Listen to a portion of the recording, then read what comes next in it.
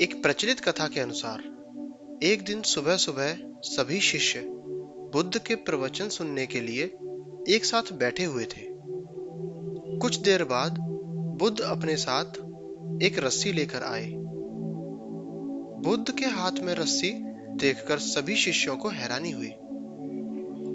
बुद्ध अपने आसन पर बैठे और उन्होंने रस्सी में एक के बाद एक 3 गांठ बांध दी। इसके बाद उन्होंने शिष्यों से पूछा कि क्या ये वही रस्सी है जो गांठ बांधने से पहले थी। इस प्रश्न के जवाब में एक शिष्य ने कहा कि इसका उत्तर थोड़ा मुश्किल है। यह हमारे देखने के तरीके पर निर्भर करता है। एक तरह से तो रस्सी वही है, इसमें कोई बदलाव नहीं है। एक अन्य शिष्य ने कहा कि अब इसमें 3 गांठें लगी हुई हैं जो कि पहले रस्सी में नहीं थी।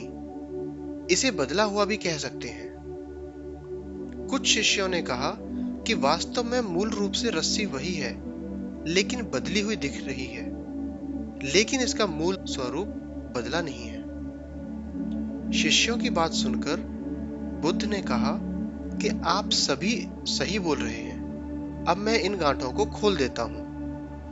ये बोलकर बुद्ध रस्सी के दोनों सिरों को खींचने लगे। बुद्ध ने पूछा कि क्या इस प्रकार रस्सी की गांठें खुल जाएंगी?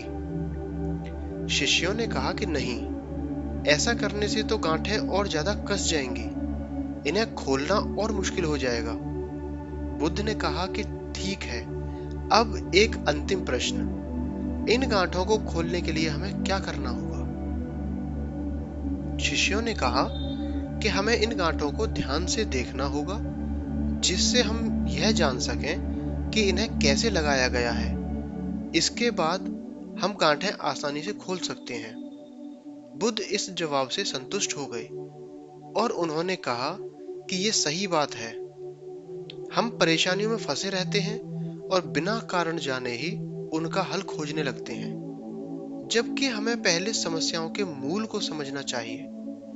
जब समस्याओं की वजह समझ में आ जाएगी तो उन्हें सुलझाना बहुत ही आसान होगा। धन्यवाद दोस्तों, ये थी हमारी आज की कहानी। अगर आपको हमारी कहानी अच्छी लगी हो तो इसे लाइक करें, शेयर करें और हमारे चैनल को सब्सक्राइब करें। मिलते हैं आपसे बहुत जल्दी दूसरी कहानी में।